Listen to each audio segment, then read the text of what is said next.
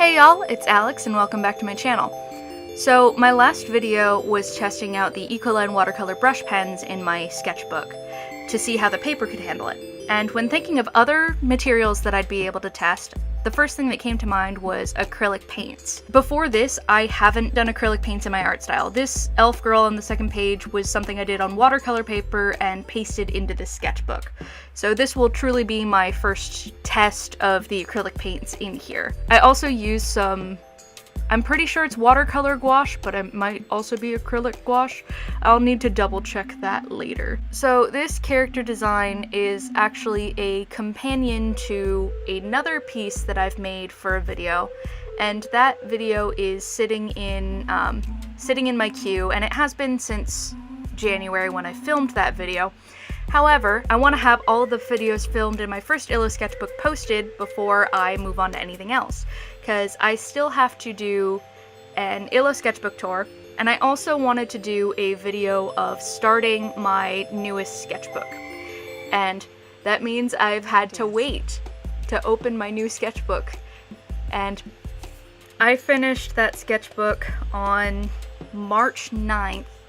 I'm recording this audio the day that this video is going up, so March 13th.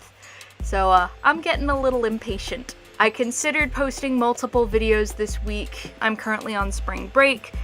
However, I'm also a little selfish and want to make sure that I have a long enough queue.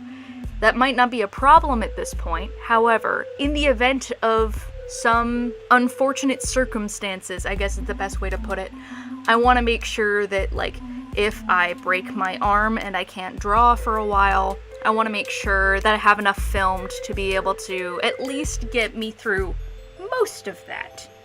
I know that's being, like, oddly doomsday preppery for an amateur YouTuber, but I mean, I'd rather be over-prepared. When it came to laying down the acrylic paint on this paper, I had a little trouble getting it to be smooth, but I think that also might be the fact that I'm using subpar quality acrylic paints. They're the Liquitex acrylic paints that you'd buy from the craft store, and I've had these tubes of acrylic paint since maybe 2009, maybe 2010. I bought them to make Homestuck horns, and they've just stuck with me. The last time I opened these was probably in 2014, the last time I made Homestuck horns. So it's been a hot second since these guys were used and or made, so the texture of them probably isn't what they're supposed to be. It could also be that I'm just very inexperienced with acrylic paints.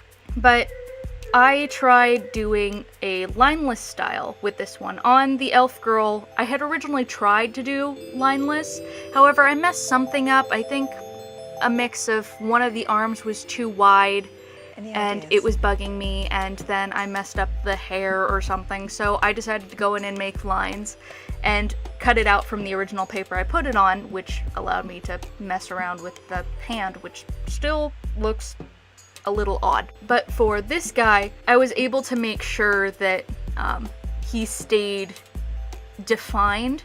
The only thing I wish I hadn't done was try to line the eyes with the paintbrush. I got a little cocky. I thought, oh, this paintbrush is small enough, I'll be able to control my shaky hands. No, past Alex, you can't do that. But moving on. The paper handled this paint remarkably well. In this stage of it, there was very little warping. It doesn't exactly soak into the paper, which I don't know if acrylic paints are supposed to soak into canvas when you do them, and if that helps you or hurts you, but I know it was a little tedious for me to be putting down paint and then some of the pigment gets swiped away when I go, especially through that yellow. It's just very patchy, and I'm thinking some of that might be the low quality acrylics. And I know by this point some of you have probably said, Alex, why are you putting your clear plastic palette, which is just a Ziploc bag, over top of your other finished piece over on the other side? Fear not, I didn't get any paint on the girl. There was a point where I set down my paintbrush and it kind of rolled off. It got a little bit of paint on the very top corner of the page, but it's not enough that it's unfixable. I put white paint over it, it's fine. I did use a metallic gold Posca pen to be able to do the detailing of like the feather cuff around his ear and the crown and that weird kind of like dice shape for the staff, but I mean, I have another video planned to be able to test Poscas in this because they're a different delivery method and I think they're going to be a little bit more abrasive to the paper, so you guys will see that in my next video. And this is the point where I realized that I don't have a red acrylic paint. I thought I did, and when I borrowed some others from my girlfriend, I was like, oh yeah, I've got a red acrylic paint. I use them all the time to make Nuka-Cola caps for my cosplay. However, it's apparently missing, so I instead used this red gouache in order to fill in the background. I had a blue acrylic paint that I would have been able to use. However, blue and gold together is the devil color. Well, the devil team's color. So I also wanted to stay within this kind of like warm tones kind of palette. This was the point at which the paper started to warp a little bit, and really the only problem I had with this entire piece was the gouache. On the next couple of pages, there are some small dots of red that kind of like snuck through at the binding because I went so far into the center of the page.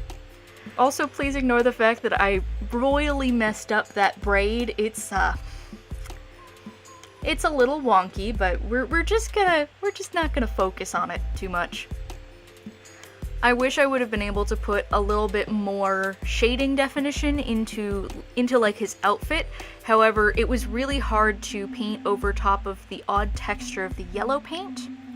By far my favorite part of this piece is his face. Those lips ended up really popping, like even from far away. If you guys ever want to do acrylic paints in your ILLO sketchbooks, go for it. It's perfect, it completely covers the page, there's no bleed on the back, and actually, in a future video, we're gonna see whether or not it can cover Copic bleed. Because, I mean, I know that's a problem that I have, where it's like, I've just ruined the back of a good paper.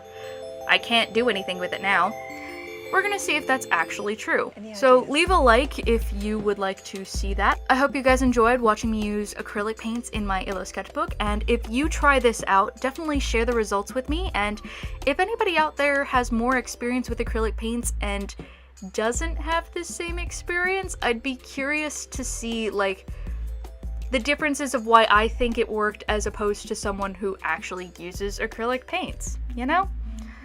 But if you'd feel so inclined, hit that subscribe button and check me out on my other social media handles. Thanks, and I'll see y'all in the next one.